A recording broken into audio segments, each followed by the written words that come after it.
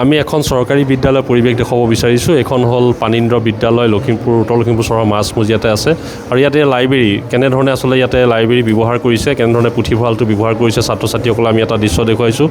এনেধৰণে তেওঁলোকে তেওঁলোকক সময় দিয়া হয় প্ৰতিটো ক্লাছক, যিহেতু তেওঁলোকে পুথিভঁৰালটো যাতে ব্যৱহাৰ কৰিব পাৰে। চাওক কি সুন্দৰ পৰিৱেশ। এনেকুৱা ধৰণৰ পৰিৱেশ যদি চৰকাৰী স্কুলত থাকে তেতিয়াহ'লে কোনো প্ৰয়োজন নাই যে কোনোবা ব্যক্তিগত খণ্ড বিদ্যালয়ত আপোনাৰ সন্তানক নামভৰ্তি কৰাব লাগিব, কাৰণ এই পৰিৱেশটো গঢ়ি তোলাটোৱে ডাঙৰ কথা। আপুনি চাওক কি সুন্দৰ আৰু কি ধুনীয়াকৈ সকলোৱে ইউনিফৰ্ম পিন্ধি আহিছে, সুন্দৰকৈ আহিছে আৰু সকলোৱে নিজৰ হাতে হাতে এখন কিতাপ দেখিবলৈ পাইছে, বিভিন্ন ধৰণৰ কিতাপ। আৰু সকলোৱে এই লাইব্ৰেৰী যিটো পিৰিয়ড থাকে বা যিটো পুথিভঁৰালৰ কিতাপ পঢ়াৰ যিটো সময় থাকে, সেই সময়কণ তেওঁলোকে এনেধৰণে কটায়।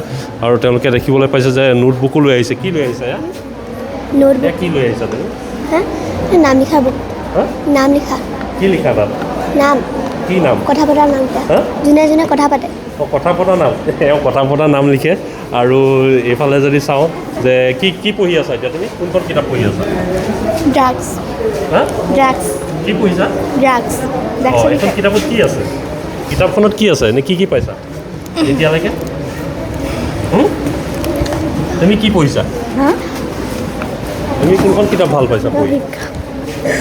কোনখন কিতাপ ভাল পাইছা? আক্ৰান্ত শিক্ষক। এইখন পঢ়ি আছা ন? আৰু তুমি কি পঢ়িছা?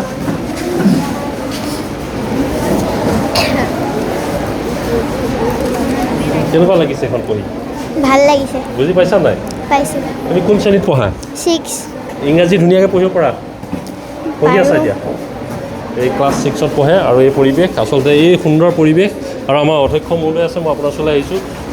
যে দেখা গৈছে যে আপোনাৰ বিদ্যালয়খনত ইমান ধুনীয়াকৈ কিতাপ পঢ়ি আছে ল'ৰা ছোৱালীখিনি। এতিয়া লাইব্ৰেৰীলৈ আহি, লাইব্ৰেৰীটো যদিও বেছি কিতাপ নাই কিন্তু সুন্দৰকৈ সজাই তোলা হৈছে ল'ৰা ছোৱালীৰ কাৰণে। কি ক'ব যে সদায় এইটো ক্লাছ হয়নে? আমাৰ লাইব্ৰেৰী ক্লাছ থাকে, দৈনিক এটা ক্লাছে এদিন পাব লাগে। আৰু সীমিত পৰিৱেশত আমাৰ ৰুমটো সৰু হৈছে, অৱশ্যে টেবুল চকী সেইমতে লগাব পৰা নাই। তথাপিও ল'ৰা ছোৱালী ছাত্ৰ ছাত্ৰীৰ আগ্ৰহৰ প্ৰতি লক্ষ্য ৰাখি সদায় আমি লাইব্ৰেৰী। আৰু শুনিছোঁ আপোনাৰ ইয়াত ডিজিটেল ক্লাছ হয়, এইটো শুনিছোঁ। আপুনি এখন দেখাব নেকি ডিজিটেল ক্লাছ? পাৰি। আমাৰ ডিজিটেল ক্লাছো সদায় ইউজ হয়। হয়, ধন্যবাদ। এখন বিদ্যালয় আৰু আমি এতিয়া ডিজিটেল ক্লাছো চাম। এই নাৰ্চাৰীখন যদি চাই আপোনালোকে দেখিব যে কি সুন্দৰকৈ গঢ়ি তুলিছে। আজি সাজটো ইয়াৰ পৰাই তেওঁলোকৰ হ'ব। এক সুন্দৰ পৰিৱেশ। আৰু মই ডিজিটেল ক্লাছৰুমটো আপোনালোকক এবাৰ দেখুৱাবলৈ যত্ন কৰিম, কেনেধৰণে ডিজিটেল ক্লাছৰুমটো তেওঁলোকে ইয়াতে চলাইছে সেই পৰিৱেশো দেখুৱাম। কিন্তু বিদ্যালয়খন কি সুন্দৰ আৰু শৃংখলাবদ্ধকৈ ৰাখিছে।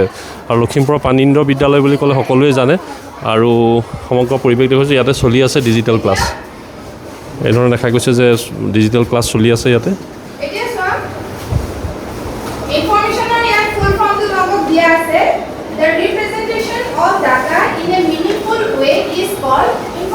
ছাৰ অকণমান ইয়াত এতিয়া আপোনালোকৰ ডিজিটেল ক্লাছ চলি আছে? হয়। কেনেকুৱা ধৰণে কৰে ক্লাছ? আমাৰ ডিজিটেল ক্লাছৰুম দুটা আছে। এইটো কম্পিউটাৰ কাম ডিজিটেল ক্লাছ আৰু এটা বেলেগে আছে, তাতো চলি থাকে। আমি প্ৰতি ক্লাছকে অন্ততঃ এপিৰিয়ডকৈ দিবলৈ চেষ্টা কৰোঁ। হয়, সুন্দৰ পৰিৱেশ। আৰু মই পুনৰ কৈছোঁ যে এনেধৰণে যদি প্ৰতিখন চৰকাৰী বিদ্যালয়ত এনেধৰণে যদি ক্লাছ কৰে তেতিয়াহ'লে ব্যক্তিগত বিদ্যালয়লৈ ঢাপলি মেলাৰ কোনো কাৰণ নাই। যদি প্ৰতিখন চৰকাৰী বিদ্যালয়ত এনেধৰণে ক্লাছ হয়, এক সুন্দৰ পৰিৱেশ আমি আপোনালোকক দেখুৱাবলৈ যত্ন কৰিলোঁ।